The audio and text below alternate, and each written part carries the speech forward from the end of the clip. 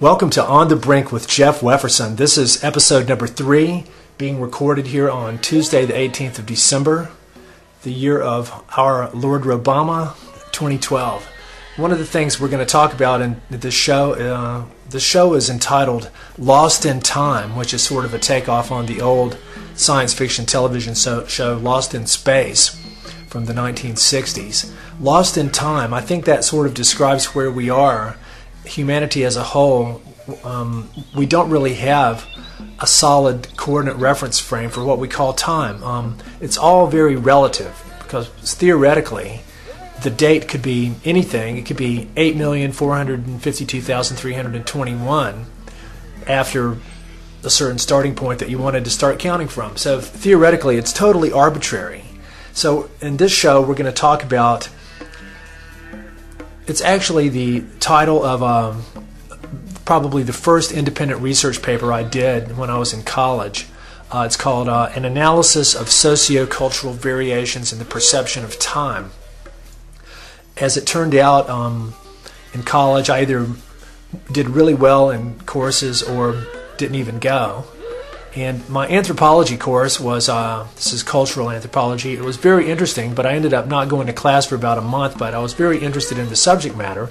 So I asked the professor if I could do a research paper on my own and let my grade for that count as my grade for the whole course, and he agreed. So I took a couple of months and pulled together all this independent research that I'd been doing and wrote the paper, and he was blown away by it. He gave me an A+, and then asked me if I did it all by myself, which I did. So that was really, really cool. That's how education should be. You know, you should be inspired to pursue things on your own and have the freedom to sort of do it in your own way. So anyway, that was my first real foray into a lot of different readings about different sort of outlooks on the origin of our different perceptions of time. A lot of philosophers. Isaac Newton wrote about time a lot. He sort of thought of time as what you might call duration. Other minds have associated with time with change or movement or perhaps evolution. We've got the whole concept of time in the Western mentality seems to involve these concepts of movement, change, evolution, whereas it's contrasted with the concept of simultaneity, which is no time, or simultaneousness means everything happening at once.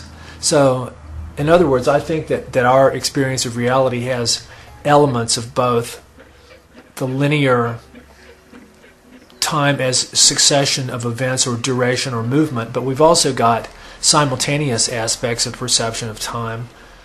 These may be correlated with the right and left cerebral hemisphere functions that Robert Ornstein talked about in his book, The Psychology of Consciousness, which is one of the books I was reading at the time I did this research paper in the late 1970s. So for the show, I thought it would be interesting to contrast Western and non-Western conceptions of time, and also talk about not just cultural variations in the perception of time, but the whole concept of calendrical relativity, meaning different cultures' ways of calculating where we are in larger expanses of quote-unquote time, and look at different sort of calendars, specifically the Gregorian calendar, which is the one that we operate under now.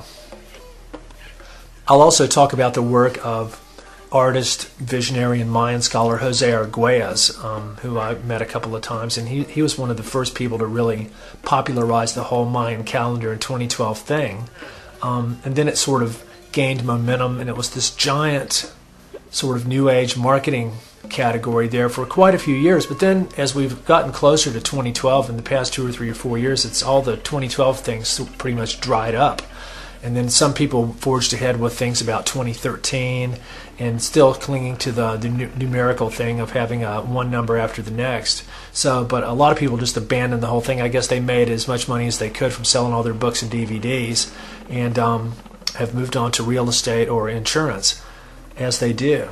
But one guy is still doing it. Actually, there's 2 guys out there that are still doing a lot of reasonably intelligent, quote-unquote, 2012 Mayan calendar-related stuff, and that's Carl Kalaman from Sweden and John Major Jenkins from Colorado.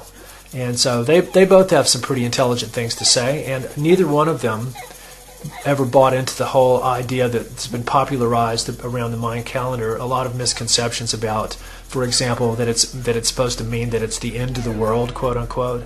It's supposed to be associated with any kind of negative events or occurrences or doomsday scenarios of some kind, or things like that. Both of these guys have sort of said that they believe that the whole thing is it's a marker in time that the Mayans set up, not to mark a specific event or a specific moment, but a window of time that we've actually been in for quite a long time.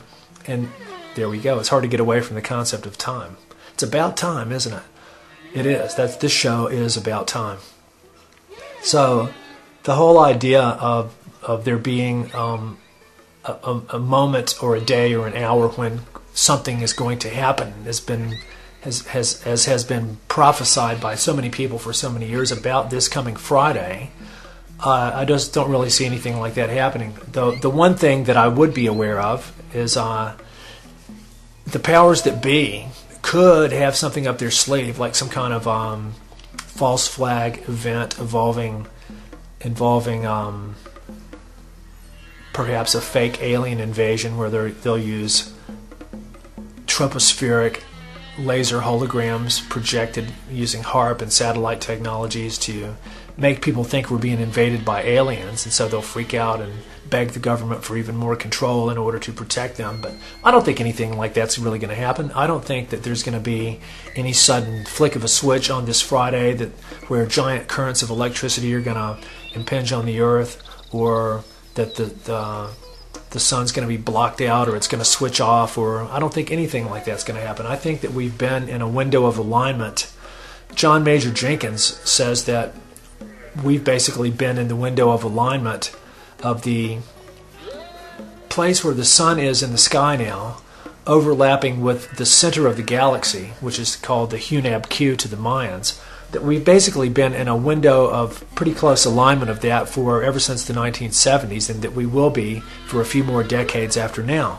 So this whole period of time, it's basically interstellar geometry. If you think of it, if you look at the sort of a three-dimensional diagram of the plane of the galaxy, which is sort of like a disk with a bulge at the middle, and if you look at the plane of our solar system, the plane in which the planets move around the sun, that's basically in the same plane as the disk of the galaxy.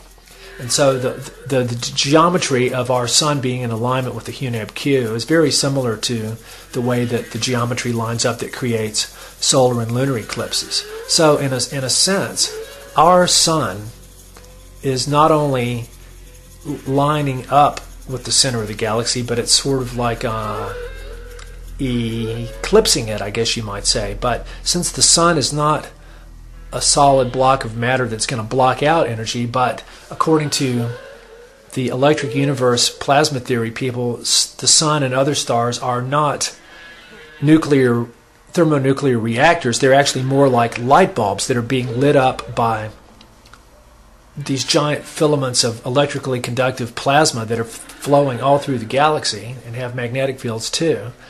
So the sun is like a ball of this energy radiating out, the energy that the Mayans and other indigenous cultures believed, and I think that the plasma physicists might think the same thing too, that the energy from the stars is actually originally radiating out from the energy of the Hunab Q, the center of the galaxy. The astronomers tell us that it's something like a giant mega white hole, the opposite of a black hole. A black hole is where everything is sucking into it and you can't see it.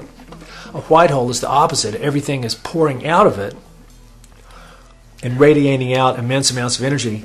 If the center of our galaxy was not largely obscured by clouds of dust, it would be a brilliant object in the sky that would probably create daylight 24 hours a day. But for some magic reason, it's obscured by a lot of interstellar dust, and so it's kind of blocked out. But the energy is there nevertheless. So we've got our sun lining up with in a direct geometrical line with the center of the galaxy, for better or worse. Who knows what it means?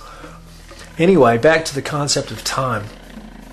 We've had the Gregorian calendar since, let's see, when did that start? The Gregorian calendar was adopted in the year 1582 by the Romans, and I believe at the time it only had 10 months, and then later on Julius Caesar and Augustus Caesar each added a couple of months or changed it, so that's where the months of July and August came from. And then we have 12 months. But the whole idea, it's essentially, we're talking astronomical time. This has to do with not the diurnal and nocturnal cycles of day and night, which is another way to reckon time, but the astronomical time of the lunar cycle of approximately 28 point something days. So really, and then a solar year is the amount of time that it takes the Earth to return in the same place in its orbit around the Sun. So that's about 365 days. But you've got all kinds of different slight variations on this. You've got the sidereal year, which is the amount of time. It's very similar to a solar year, but not exactly the same. And so the Gregorian calendar is the one that's sort of been officially adopted. But I think if you really studied a lot of ancient cultures, you'd see that even today a lot of them still go by completely different calendars. But it's very interesting. I learned this from Jose Arguelles. The word calendar comes from the Roman word calens, that has to do with the collection of taxes. So the Romans originally invented the calendar to keep track of when everyone's taxes were due. So essentially, the Gregorian calendar is a calendar of taxation based on the extraction of money from people systematically in time with the natural cycles of the universe, an imposition of artificial reality, what Jose Arguelles liked to call the technosphere. Now, I think he was a very talented person. I think he went kind of pretty far out there in his later years, and a lot of sort of really unbelievable kind of stuff. But I think he did make a lot of major contributions, maybe in sort of a generalized way, in the sense of for some of his earlier work, like for example his very first book called Mandala is really brilliant. And then his more sort of academic work called The Transformative Vision. There's a chapter in there called Art as Internal Technology, which is quite brilliant. Then his book Earth Ascending, which has some really wicked series of 64 charts that he drew that sort of integrate a lot of this information.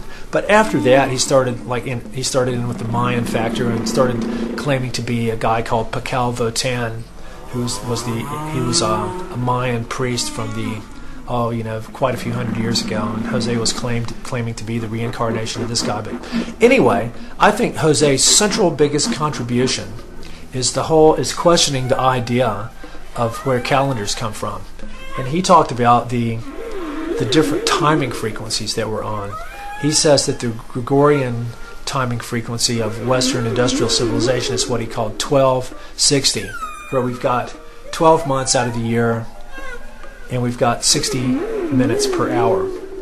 But he thought that this timing frequency puts us and our mentality and our whole civilization completely out of harmonious vibration with the more natural timing frequencies of 1320, which is 13 is the number of lunar cycles in one solar year, plus or minus, and 20, I believe, is the number of days in a really important cycle of the Mayan calendar. I'm not sure what the 20 represents to the Mayans. I do know that they had many different sort of calendars that they would use simultaneously.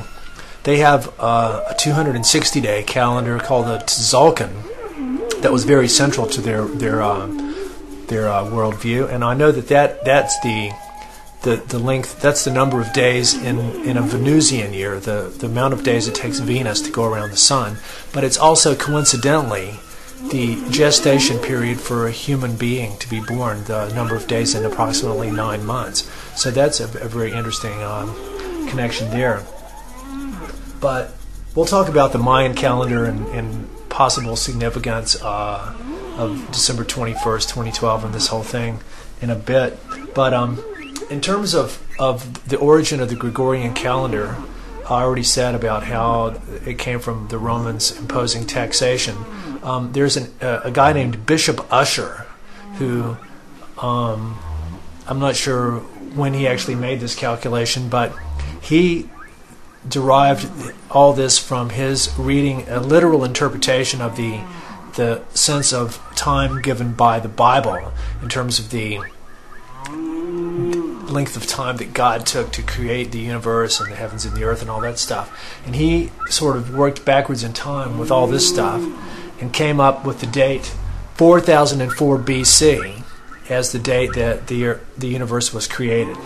So that's really not that long ago compared to what geological time tells us. Now, that's an interesting way of looking at time. Geological time is all your different epochs, and sort of like an era, sort of like the Cambrian era or the Permian or the Silurian or Devonian or the Archean or Hadean. These are the ones way back, like billions of years. Hadean is when the Earth's surface was believed to be very hot. Possibly the Earth would have been much smaller than now, according to the expanding Earth hypothesis. Hadean would have been where possibly the only life forms were cyanobacteria, one of the most interesting life forms because they still exist today, we believe, in the same form that they were in then. And so they're the only life form that survived the entire history of the Earth, unchanged, able to live anywhere, anaerobic environments with no oxygen, no light, extremes of heat, vacuum, extremes of pressure. They can pretty much live anywhere, and they're inside of us. So it may be that cyanobacteria, sort of like mitochondria, may be sort of like the backbone of life, and they might be the most intelligent life forms because of their extreme longevity and to exist without mutating into something really weird.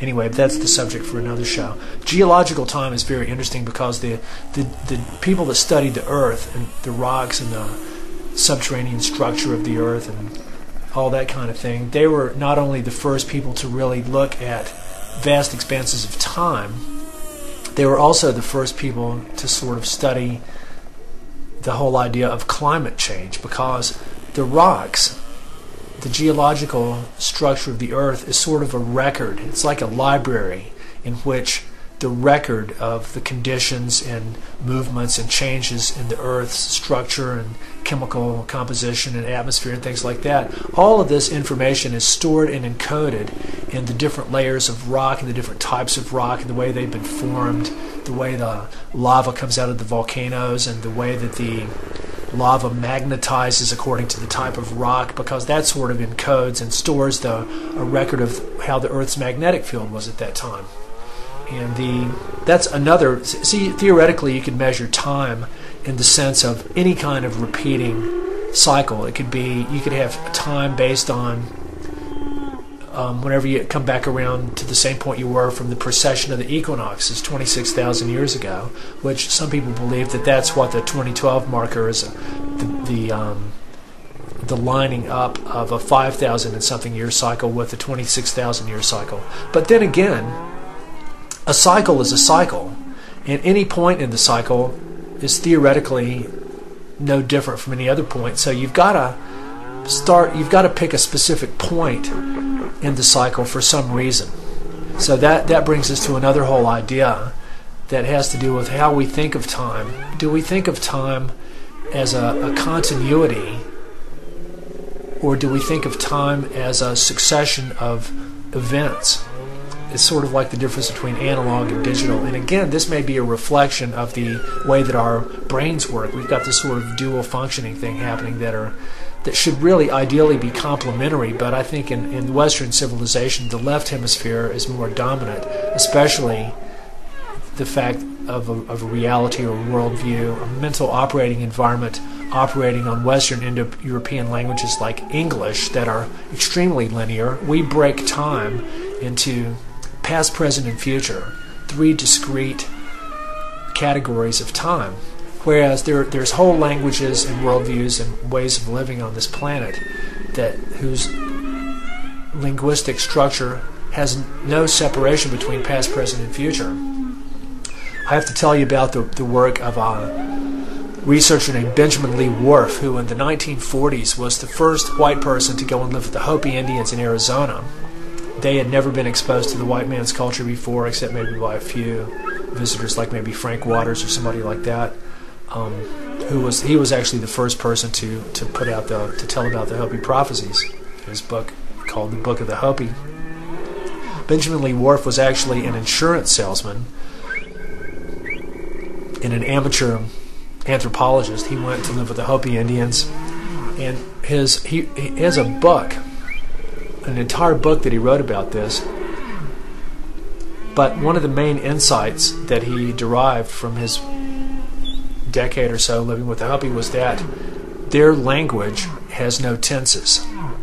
Their language has no division of time into past, present, and future. It's like their whole way of talking about things is everything's in a perpetual now, or an eternal now, in which people or events or objects may be distant from you in space, but they're still now. So, I mean, when you think about it, when you think of what it really means when you say that, when we're talking about something in English that's not now, then you go, well, when is it? If it's not now, when? And it means that either it exists in memory or it exists now, but somewhere else, physically removed from you in space, but simultaneously existent with you in time. Say like somebody you know that's alive right now, but they're somewhere else. You know that they exist, and they're alive, and your minds are probably connected telepathically. And this is the subject for another show. The entire real-time network of human consciousness created by all of the brain-mind complexes of all the people that are alive right now, each of their central nervous system ultimate technologies is radiating out the vibrations of their reality, and it all forms a sort of what you might call a noosphere of psychic energy. And this is not even specific to our species, but it sort of blends in with the consciousness and thought, awareness, energy of all the other life forms, like the larger mammals like the whales and dolphins with more advanced brains than we have. And it would merge in with all the mammals and all the life forms and the plants and the birds and the insects and everything in the consciousness field of Mother Earth as a planet, the Gaian noosphere. Our minds are part of this all the time. And so to explore how these realities would experience time would be very interesting to sort of explore in a shamanic, internal kind of way. So anyway, back to the whole idea of geological time. Geologists have looked back and sort of mapped out all these different eras, but we don't really know for sure if it's really true or not because we weren't there to measure it. And see, there's a difference between the sort of time that we can reckon in our day-to-day lives. We've got the time of a day. And I'm not talking about looking at your watch or a clock. I'm talking about just your sort of own intuitive, continuous perception of time. You've got the feeling of time passing as you do stuff. The relativity of like if you're having a really good time, it goes by fast, and if what you're doing sucks, it seems like it's taken forever. If you're waiting for your loved one to come back, it seems like the clock's almost stopped. But if you're just having a blast, then all of a sudden 5 hours are gone and you didn't even know it. So it's very relative. But we're all familiar with the passing of a day, a morning and afternoon. The sun comes up, moves across the sky, it gets dark, stars come out, they go across the sky, the sun comes up again. And then we've got the sort of longer scale time that we can see within our lives of sort of a seasonal variation. But what we're talking about with the Mayan calendar and these big scales of time like geological time, we're talking about cycles that are so big that they're way outside the expanse or awareness of the individual human. So the whole awareness or knowledge of these has to be passed down and encoded in such a way that people can grasp it or experience it or understand it abstractly outside the domain of their own experience. Because as far as I know, no one's lived to be 5,000 years old. I think Ray Kurzweil is going to have a go at it, but he won't be a human being. But and I'd really like to know when he's lived forever, because I'd like to know when forever is up so that he can then say that he's lived forever. No one's around that can remember 26,000 years ago, or when the pyramids were built, or the Sphinx, or the Mayan temples, or anything like that. And even all these cultures are gone. We have remnants. We've got the writings and documents that they've left, and the artwork and stuff. But I think that there's a lot of leeway in how this stuff is interpreted, because there's been no succession of continuity of what it all means. Now, I may be wrong. There could be, say, like in terms of the traditional Mayan elders, of which I believe that there are some who exist, although there's many different groups claiming to be the traditional Mayan elders, and they've all, I'd say the ones that don't have any books or DVDs or fancy colored robes are probably the real ones, probably the ones that we haven't heard of. So who knows what they're saying about all this. I do know that a lot of people have gone down to Mexico right now to be there for whatever it is that's going to happen, but hopefully they think it's just going to be sort of like a celebration of the turning of a giant cycle. But then again, you have to wonder why this specific date was chosen by, and whoever chose it. Why not, 10 years ago, or 10 years from now, or 100 years ago from now? Because when you look at a cycle of 26,000 years, 100 years is just like, a split second of time. So we've got many, many, many different ways that we look at time and that we experience it. Our experience of time is also related to our function that we call memory, whereby we are able to recall things that aren't happening now. Very interesting to think about, because without memory, would we even have a sense of time? Everything might be a continuous present that was brand new. If you had no memory at all, everything would be unfamiliar. Like, it would be hard to separate out having a conscious experience of being here now only with no memory, because you wouldn't be able to remember that you'd seen anything before. It would all just be sort of like brand new. So maybe one of the big functions of the Mayan calendar and people inscripting their calendrical beliefs and information in stone, because it was important for them for this information to be recorded and to be able to be transmitted again over long expanses of time, possibly aimed at future beings who may not even speak the language, but might be able to sort of decode the reason that these stone monuments and inscriptions are there and make sense out of it. And you'd think that if they went to all this trouble, that it would be for something that was actually important, not for just some abstruse, esoteric, metaphysical reason that if you didn't believe in it, it didn't really matter. And here again we come to the 2012 thing. Like people are talking about all these alignments of cycles and stuff like that. This the beginning of a new creation, the closing of one cycle and the beginning of a next. And you go like, but what does it all really mean? And then there's the school of people that are sitting there waiting for something to happen, like it's going to be an external event that's going to happen to them rather than something that they're going to make happen on their own. And I liken that to sort of the born-again Christian attitude of it doesn't matter what they do. They can just sit around and pick their nose, even sin, but that's okay, because when Jesus comes, he's going to save them if they believe. All they have to do is believe, and I'm not sure what that means. But if they believe, then Jesus is going to save them, and then they'll be raptured up to eternity. And just none of that ever made any sense to me. But there's a surprising amount of people that sort of cling to that kind of ideology. But it's very disempowering, because somebody like that might waste decades of their whole life sitting on their ass watching TV, thinking that just because they've got their contract signed with God, that they're going to be saved without doing anything.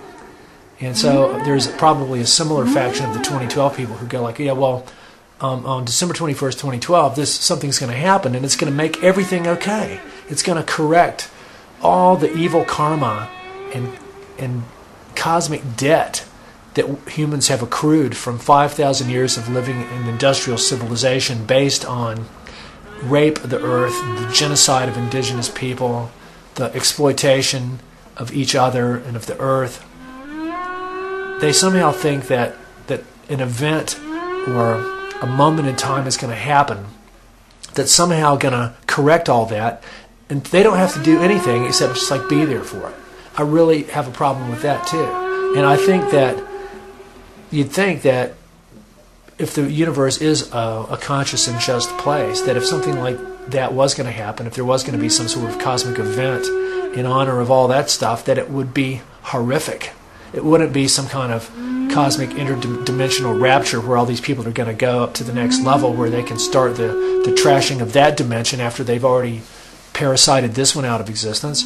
It would be a horrific, instantaneous flash of transformation of the whole dimension where they lived into sort of like a burning hellfire or something like that. So, but I'm not saying anything like that's going to happen either, although the people like the U.S. Navy that are operating HARP and the other ionospheric microwave heaters might have conceived of trying to do something like that. And in fact, it's been written in some of the more esoteric chapters on the HARP project that some scientists believe that if they were aiming some of these ionospheric microwaves at the sun, which Gordon J.F. McDonald actually talked about triggering instabilities on the sun in order to trigger these giant cascades of plasma, it could sort of create a feedback loop in which there would be a real-time beam connecting the sun with the earth, and all the energy from the sun would come pouring down through that channel into the Earth's atmosphere and burn up the whole atmosphere. There's a guy that actually wrote a book about this. It's called the book, I think it's called The New Millennium or something like that. I want to get a copy and read it. Speaking of other anomalies relating to the whole time thing, I think it's worth mentioning that people talk about the whole idea of time travel. Like they want to travel in time. There was an old science fiction show on TV called The Time Tunnel where they would go into this whirling spiral and come out at any given point. And I think they ended up in 20 million BC in the first show with dinosaurs and stuff. So you've got the concept of time travel, which runs through a lot of science fiction. People talk about regressing into past lives and the whole concept of reincarnation, things like that. Traveling in time. I always tell people that, look, if you stop and think about it, we're traveling in time right now. How could we not be? I mean, maybe time is traveling through us or around us, but time is moving. We're moving through it in our perception every minute of every day. So we all are time travelers at any given point. And as well, we're all also traveling in space, like not just the local space of how far you can reach with your arm or the size of your room or even just our planet, but the Earth is moving through space in many different directions all at once. In fact, it would be hard to know exactly which way we are going because the whole frame of reference depends on what you want to adopt as your frame of reference. I mean, we're twirling around, the whole solar system is twirling around the arm of the galaxy. The galaxy is rotating and then moving itself, and so there's really no absolute frame of reference in the spatio-temporal universe for us to know where we are in space or time. It's all relative. The date that this is could be anything, just depending on who had the authority to foist their temporal hallucination on civilization and make them believe it, in the same way that the Federal Reserve foisted the whole concept of money on us. The Romans foisted the idea of taxation on us with the Gregorian calendar. But we're all travelers in space and time. Even if you're sitting in your chair looking at a computer or listening to me talk on the radio on the computer, we're traveling in space and time as I speak right now. Sort of another person that's interesting to talk about is a guy named Immanuel Velikovsky, a Russian psychoanalyst who was originally a student of Sigmund Freud. He branched off to start doing his own research, and he became very interested in the sort of a universal story of great planetary catastrophes and disasters, many of which were floods, that permeate the writings of all ancient cultures, and he thought that this lent credence to the belief that these events really did occur, that they weren't just made up in these mythologies. And he started researching that, and his first book was called Worlds in Collision, where he started forming hypotheses for what the causes were behind some of these global catastrophes. Then in another book called Earth in Upheaval, he examines the purely geological evidence for these planetary catastrophes in terms of the geological record of the planet storing or recording these events, like I was talking about before. And he also came up with the idea of what he calls cataclysmic evolution, as contrasted with the Darwinian idea of a long, slow, uniformitary and gradual process of evolution working by natural selection. Darwin tried to use that to explain why we've got different species of life and stuff like that. But Velikovsky said that, sure, that might be operating, but that a bigger, more potent factor influencing the appearance of new species and the reason that we have the life forms that we do now, he called it cataclysmic evolution because it had to do with the relatively sudden appearance of these events, sort of like disasters from space, many of which would be sort of like maybe the Earth colliding with an asteroid, passing through the tail of a comet, and a meteor hitting the ocean, and then all the repercussions of these, including massive volcanic eruptions, the Earth being tilted off its axis or jolted out of its position in orbit. He theorized that all of these things had not only happened regularly throughout the history of the Earth, but that they had happened, they weren't things of the past, but that things like this had happened in historical times when there were human beings here who had the ability to write or at least share these stories orally. And then in another book, Ages in Chaos, he looked at the cultural traditions and writings that tell of all these sort of things too. So Velikovsky also pointed out that one of his biggest achievements or his biggest contributions to humanity was his questioning of basic and fundamental scientific and religious beliefs that we've held to be true. But he stressed the importance of questioning these and to not be fixated or over-attached to them, but to consider that each one is really meant to be a sort of a working hypothesis. But when something that makes more sense comes along, you should let go of the old belief and consider the new one.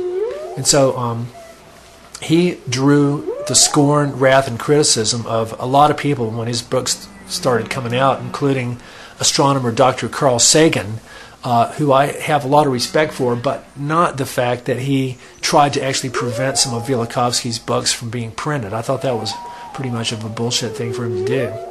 But so anyway, Velikovsky points out that due to massive radiation bombardment from space, that evidence exists that large radiation bombardments can actually sort of reset the whole geological clock of the Earth by changing the rate of decay of radioactive particles, like in carbon-14. So, in other words, what he's saying is that a lot of our dates of things from long ago using carbon-14 may be totally inaccurate because they might have been valid up to a certain point, but then one of these catastrophic radiation events from space could happen and it could reset the whole molecular and radioactive decay rate of all these elements on the planet, and it's like the radiation storm moved the hands of the clock geologically and energetically.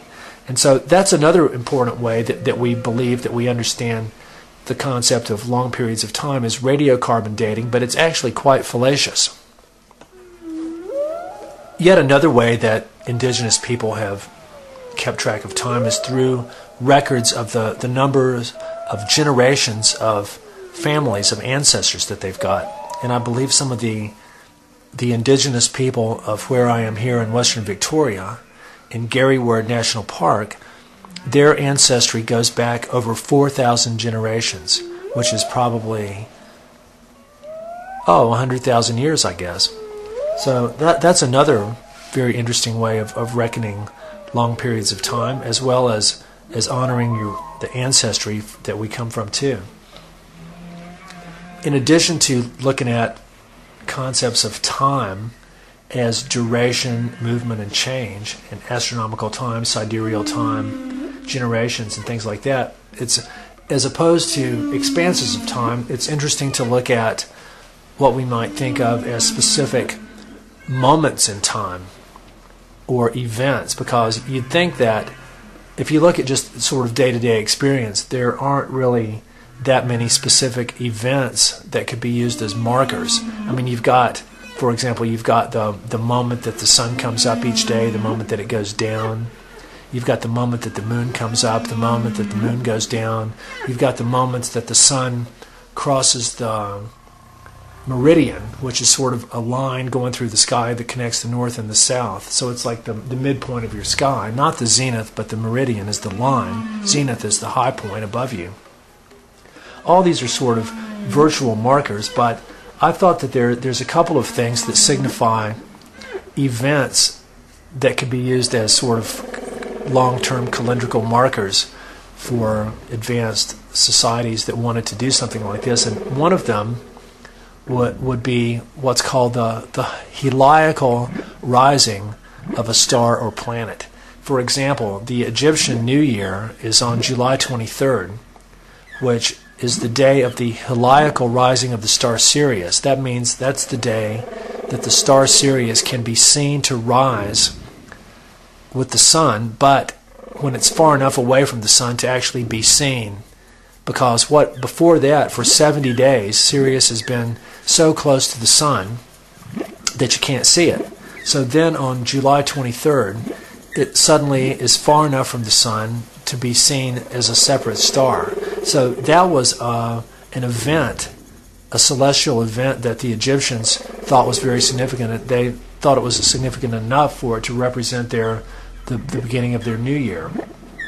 And another cosmic event that would be a very interesting way of marking time or a window of time would be eclipses, like of the sun and the moon, because an eclipse is not really a moment, but it's a window of time, and you've got the window of time defined by the beginning and the end of the partial phase, and then if it's a total eclipse, you've got the even more powerful shorter window of time during the totality phase, which might be, an hour or so for a total lunar eclipse, or up to 7 minutes for a total solar eclipse. So these are other ways that our whole conception of time has come into being. Now there's another interesting concept that relates to our experience of time, and it's the concept of eternity. Now, what exactly would eternity be? Eternity means forever. It means it's beyond time. It would be always. So again, it sounds stupid to try to talk about eternity in words, but would eternity be a cycle or a vast unending expanse of space and time? Theoretically, a circle having no beginning or end would be eternal. So again, we're up against the fact that for the purposes of this radio show and for the purposes of any kind of talking using the English language, what we run up against is the built-in structure and limitations of the way that the specific language that we use structures reality itself. And if you look at the history of English, it would be really interesting to see how our whole idea of tenses has come about. But we do, if you step back and look at it, we really do use the three divisions of past, present, and future without even thinking about it. It's like a built-in part of our whole way that we encode and structure our reality, but it's not necessarily the way that reality really is. I mean, reality really is one unbroken whole. And so our language, English language and other Western Indo-European languages, tend to fragment and break up reality into units and symbolize them with words. But these words are more like maps that we often might confuse with the territory itself. You've also got the difference between what you might call harmonic languages, which are a lot of the ancient languages like ancient Chinese, Egyptian, ancient Hebrew, Sanskrit, for example, Tibetan. These ancient languages were never written down. They were spoken, but they weren't meant to be used as maps. They were more like music, because the harmonic languages were about the vibratory power of the spoken word, whereas English and other Indo-European languages are what you call symbolic languages, based on words that are symbols, arbitrary symbols or sounds that or written patterns that stand for things. For example, in a harmonic language, the sound for tree would probably have some kind of vibrational isomorphism with a tree. Like if you could translate the basic pattern of what a tree is, translate that into sound, that would be the word for sound. I mean the word for tree in a harmonic language. Whereas in English or other symbolic languages, it's completely arbitrary about what word means what. The word tree, who knows where that came from, but I don't see any direct relationship between that which makes all trees similar and the word tree. It could be hoogly doogly dumpfly morph. If we all agreed that meant tree, then that's what it would mean. So that's why symbolic languages are very arbitrary, and they're just like it's sort of like the difference between a harmonic language and a symbolic language is like the difference between music and cartography. So in a way, we'd probably be a lot better off if we used harmonic languages, because it would be more like singing with each other rather than sharing maps with each other and having the possibility that the map could be confused with the territory or misinterpreted, or that the map might be improperly drawn or something like that. Now, something else I thought that would be interesting to talk about is some of the concepts of really long periods of time that we've got. And the longest one that I know about, and it relates to what might be happening with the earth and humanity right now, it's a concept from the Hindus. It's called a yuga, Y-U-G-A.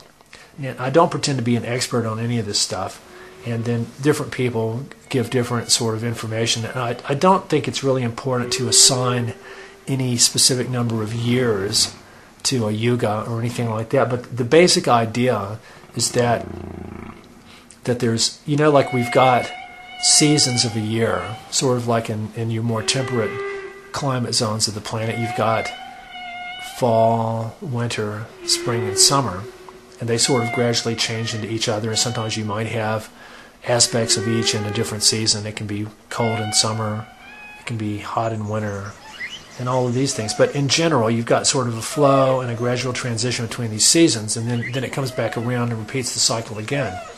Well, the yuga is a similar idea, but for much larger expanses of time, on the order of tens or possibly hundreds or maybe even millions of years per yuga or per galactic season. And there's sort of different ways of breaking it down, but the basic idea is that there may be these large-scale seasons operating that we're a part of and have always been, and that could explain the difference in the quality of energy and time that we're experiencing. For example, a lot of people seem to think that where we are right now in this big cycle would be coming to the end, or maybe in the middle, and hopefully not the beginning, but somewhere in the yuga called the Kali Yuga. That's K-A-L-I. Kali was the Hindu goddess of death and destruction. The Kali Yuga was the shortest but darkest of the seasons, sort of like the winter. It was the age of darkness and the age of war and killing, the age of machines. If they call it the Iron Age, the age of materialism, when humanity has sunk down to its lowest common denominator, and where we've totally, as a whole, lost complete touch with our true spiritual nature, and we think that matter in the material world is all that really exists, and the whole idea of mind and spirit and consciousness is just sort of a hallucination or a fable. And that very much describes the world of today. So a lot of people have thought that we may be coming to the end of the Kali Yuga, but it's hard to say. I mean, to me, it doesn't look like things are getting any better, in the sense of a lot of people think that there's more people waking up and stuff, but now that they're not only is their bed on fire, their body is on fire. Their feet and hands are burning because they've been asleep for so long, and all this weird shit is flaring up around us in the world. And I'm talking about stuff that humans are doing. Human advanced technologies aimed at ourselves. All our most advanced technologies are weapon systems. And there's many different overlapping things. We've got entire paradigms of environmental warfare using things like HARP and chemtrails, genetic engineering. Oh my God, just a whole spectrum of everything. We all, unless you've got your head in the sand, you've got to be aware of a lot of this stuff.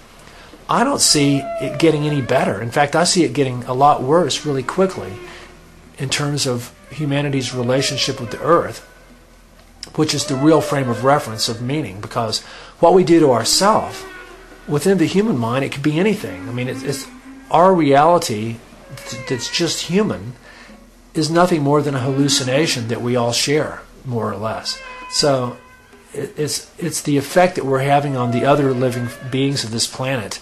Mitukaye Yasin, as the Lakota would say, all my relations. It's our effect on the larger matrix of life, the web of life, our family of life, and our fellow beings. That's the real frame of reference from which we have to gauge the relevance or meaning of what we're doing. And it doesn't matter what we say or think or believe within our own silly little human minds. So if you look at what we're doing to the earth, it's actually completely negative. It's like a horrific nightmare of what our civilization is wreaking on this planet right now. So it seems like that what's happening now does fit the description of the Kali Yuga really well. But if so, it's hard to know exactly where we are in it. Anyway, to sum it all up, I'm just going to read from a page on the web about the 2012 Mayan calendar thing that I think has some interesting insights in terms of giving us a way to think about all this that might be of value for people who really do care about what it means to be here now. Because now is where we are. It's really always now. And we're here. This rapidly approaching December 21st, 2012 synchronization date can be understood as an alignment of vast timing cycles, both celestial and planetary in nature, that was recorded precisely to alert us of the potent opportunity of these times we are now living through. The Maya say we'll be entering the fifth world. The Aztecs call it the dawning of the sixth sun. By whatever name, we are approaching the turning of world ages, and every single one of us is an essential player in these planetary moments.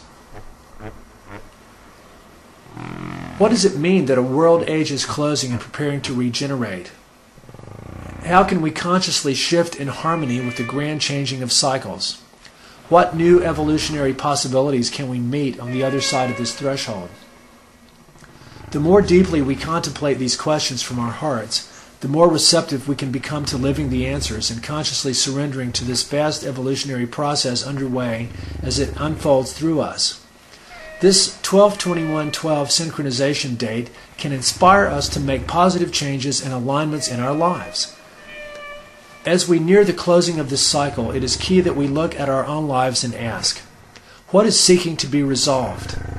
What is in need of healing? What is seeking forgiveness? What amends can be made to be in right relationship? What baggage, both physically and emotionally, can be let go of now that we don't need to carry into the new era. As the Mayan timekeepers say, Earth herself is transitioning into a new cycle. This really makes it more essential than ever that we attune to the living process and potential of transformation on all levels. So too, we must find new ways to heed the calls to align our human lives and culture in harmony with the biosphere. So as always, I would say that having been looking at all this for several decades, being here now is all that we ever can really do. We're going to have December 21st, 2012 here in 3 days, but it doesn't really matter because if you've been on your highest path, you've been here now the whole time. But I think that it's really important that we realize that we each are the ultimate technology, that we each have an enormous amount of creativity as our divine right as human beings, and that I think we should each make a concerted effort to live simply so that others may simply live, because most of what we have as members of Western civilization, we don't need it. We could live much more simply and have everything that we need to be happy, healthy, and whole without being so greedy and taking so much from the earth and being so stupid and destructive. So rejoice and give thanks that we're here now, and gravity is still free, and oxygen. We've got friends, we've got Mother Earth, we've got the whales and dolphins and the people of one heart.